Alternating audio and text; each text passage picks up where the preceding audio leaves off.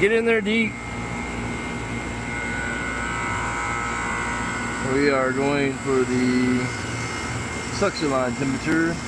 Liquid line temperature is 84. Very good. Well, circuit 2 or from line 2. Second compressor.